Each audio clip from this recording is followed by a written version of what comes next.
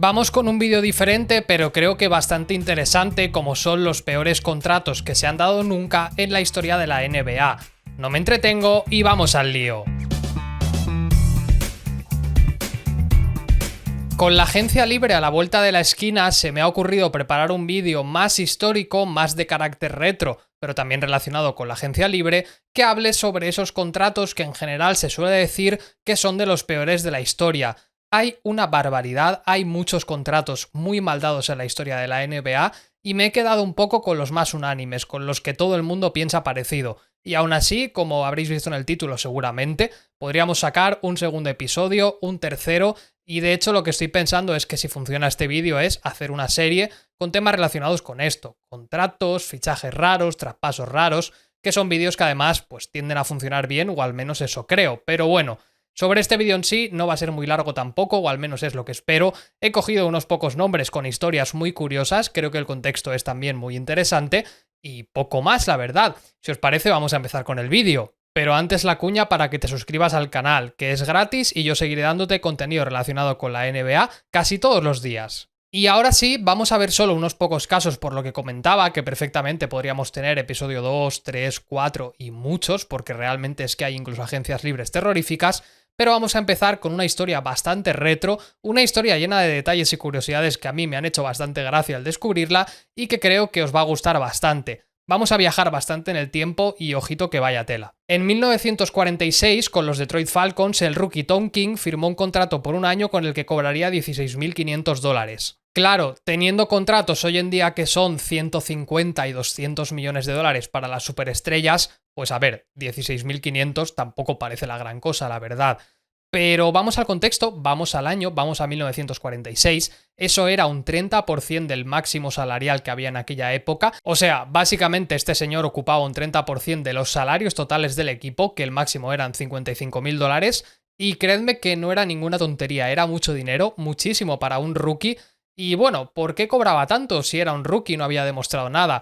Muy fácil, porque ojito, además de ser jugador para los Detroit Falcons, también era director de publicidad y manager, casi nada. Este tío salía a pista y cuando volvía a casa, pues a pensar en, yo qué sé, en vender entradas, en hacer marketing, en publicidad para el equipo y en seguir creciendo.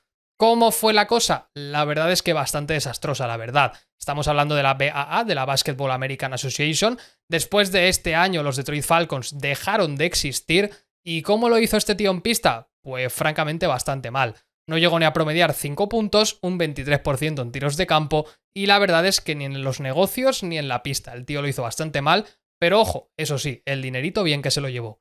Avanzamos hasta 1979 para ver un contrato de 7 años y 7 millones que los San Diego Clippers firmaron a Bill Walton tras recibirlo en un traspaso desde Portland. Otra historia que, como podéis imaginar y como vamos a ver en este vídeo, no acaba bien, la verdad. Bill Walton la temporada anterior se sienta, decide no competir para forzar su traspaso, lo consigue, lo traspasan a San Diego. En San Diego renueva por esa cantidad, 7 millones y 7 años, y bueno, primera temporada, juega 14 partidos, se lesiona y se acabó. Problema, vuelve a lesionarse. Segunda y tercera temporada no las juega directamente. Es un fichaje que ya empieza a considerarse desastroso para quien era, para la leyenda que fue en Portland y para el pedazo de jugador que se suponía que habían fichado. Básicamente se pegó 3 temporadas jugando solo 14 partidos, luego nunca estuvo a ese nivel y él se considera un poco el culpable de que San Diego tuviese que mover la franquicia a Los Ángeles, donde están hoy en día, porque básicamente era un poco el gran nombre, era el gran fichaje, y sus 3 primeras temporadas jugó 14 partidos, algo que para el público pues fue un desastre porque era uno de los llamativos principales y no estaba, es que estaba lesionado. De hecho, la franquicia se mudó de San Diego a Los Ángeles antes de acabarse el contrato y a él directamente lo traspasaron a Boston llegado el momento, incluso sin acabar, así que un desastre total. Vamos a 1989 con uno de los contratos más aleatorios de la historia y es que Jon Koncak firmó 6 años y 13 millones con los Hawks en una agencia libre que de por sí fue bastante rara. Imaginad lo rarito y lo curioso de este contrato que directamente pasó a llamarse Jon Contract en cuanto lo firmó para todos los jugadores de la NBA, fue su nuevo apodo.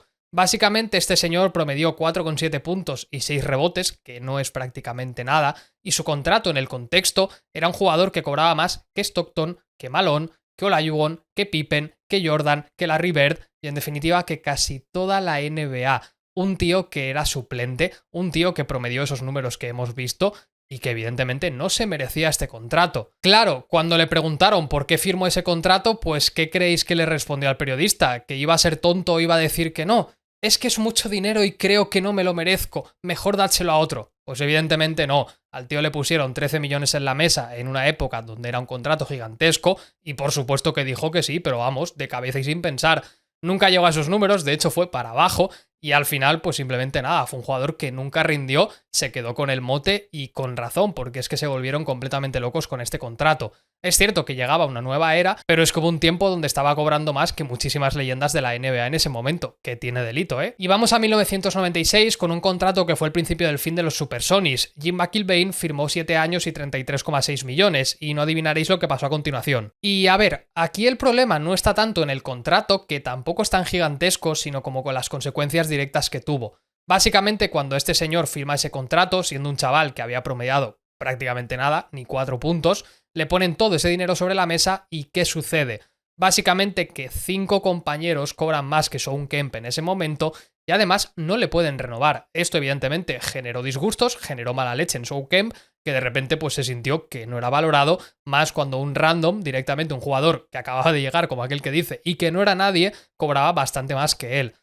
Problemas, evidentemente. No lo pudieron renovar, ahora veremos el caso de Shawn Kemp, que también tiene tela, pero vamos a centrarnos en este tío. Básicamente con el tiempo decidieron traspasarlo a los Nets y se retiró 2 años antes de que acabase el contrato. Imaginad el nivel. Fue un jugador que, vale, aportaba sus cositas, pero los Sonics se volvieron bastante locos, le dieron mucho dinero y evidentemente fue un contrato que acabó con consecuencias desastrosas, que son las que vamos a ver a continuación. No salimos de Seattle, aunque teóricamente sí. Los Sonics traspasaron a Shawn Kemp a los Cavaliers en el 97, quienes le firmaron un contrato de 107 millones y 7 años. Si no os habéis quedado dormidos viendo este vídeo, lo cierto es que ya sabéis cómo va a acabar esta historia, que es muy mal, por eso se consideran de los peores contratos de la NBA. Básicamente, él llega a Cleveland y, ojo, llega, es All-Star, sigue rindiendo a un grandísimo nivel, el tío cumple más que de sobra como estrella y como gran traspasado, y a partir de ahí, de la segunda temporada, viene el desastre. Hay que pensar también que la 98-99 es el lockout de la NBA, pasaron bastante tiempo sin jugar, ¿y qué sucedió con Kemp? Pues básicamente que se presentó pesando 142 kilos, estaba gordo, gordísimo. Ese jugador atlético, fuerte y muy capaz, era una sombra o más bien estaba debajo de la grasa del nuevo Shawn Kemp. Aún así, el tío se las apañó para, oye, promediar más de 20 puntos. Pero a partir de ahí ni sería tan atlético, ni tan capaz, ni tan fuerte, ni desde luego un gran fichaje como sí que había sido la temporada anterior. Tras otra temporada, esta vez sí bastante más pobre, lo traspasaron a Portland y allí sí que hubo desastre total. Básicamente, primero, nunca llegó a estar bien, no llegó a promediar más de 7 puntos, una debacle total, pero es que la última temporada, antes de finalizar, lo tuvieron que llevar, ojo a esto, a una clínica de desintoxicación porque estaba abusando de la cocaína. Y bueno, fue prácticamente su retiro inmediato porque es que evidentemente no estaba para jugar. Y nada, así acabó tristemente la historia de un jugador que fue muy muy bueno, pero que primero ese traspaso a Cleveland parecía que sí, pero le llevó por caminos bastante malos y bueno, es que acabó eso, en una clínica de desintoxicación. Vamos con Brian Reeves, quien en 1997 firmó un contrato de 6 años y 61,8 millones, que si ya seguíais la NBA en aquellos años tampoco finalizó. Tras 2 temporadas que ilusionaron bastante en Vancouver, la verdad, promediando 13 y 16 puntos, los Grizzlies por aquella época dijeron, bueno, pues tenemos jugador, tenemos proyecto, vamos a darle la pasta. Es cierto que la siguiente temporada también lo hizo bien, oye, hay que respetarle eso, era un jugador muy querido además, era un jugador querido por la afición y vale, la cosa parecía que pintaba bien. ¿Qué pasó? Pues que en aquella época, al contrario que en esta, y eso que aquí todavía hay problemas, el tema de la alimentación, el tema de masticar tabaco, el tema de controlar el deporte que se hace, no se llevaba tan bien. Y además, este señor, pues por lo que sea, era un poquito vago, porque básicamente tuvo muchos problemas para controlar su dieta y también su ejercicio, y poco a poco y en muy poco tiempo destrozó su cuerpo realmente, y nunca volvió a ser como era, y encima es que acabó muy mal, acabó lesionándose y retirándose mucho antes de lo esperado. ¿Qué pasó con él? Pues que básicamente en 2001, llegado el momento, tuvo que parar porque no le daba el cuerpo, se había destrozado. ¿Qué influyó en esto? Pues cosas como que el tío decía que su dieta en verano era de hamburguesas, hamburguesas con queso y hamburguesas, que seguía masticando tabaco, que es que en su pueblo no entrenaba, pues porque mira, eran 300, no hay gimnasio, no hay pista de baloncesto, no tengo con quién entrenar, me da pereza. Y claro, estamos hablando de un profesional de la NBA. El problemita es que la excusa, aparte de ser bastante pobre, pues se notaba que no era un jugador listo para esto.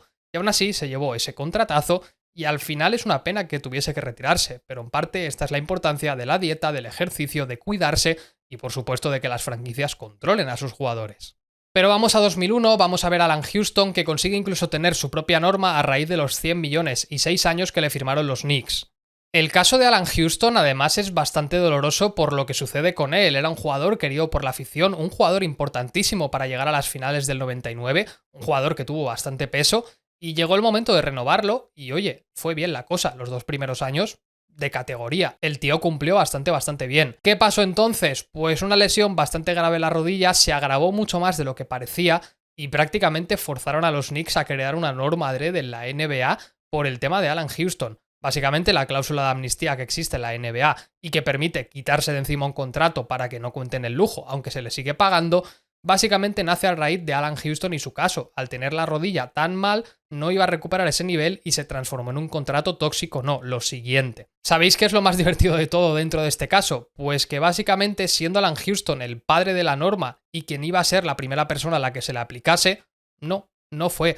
Los Knicks decidieron jugar con su seguro y directamente no aplicarle la regla y sí aplicársela a otro jugador. En fin, una decisión que en su momento pues no fue muy acertada, la verdad. Y cerramos vídeo con un mítico y caso reciente del infame año 2016. Parsons firmó con Memphis 94 millones en 4 años tras lesionarse de gravedad la rodilla. Esa rodilla, como todos sabéis porque este caso es bastante reciente, nunca se recuperó, jugó solo 95 partidos en los Grizzlies en 3 temporadas completas, nunca al nivel que dio antes, por supuesto.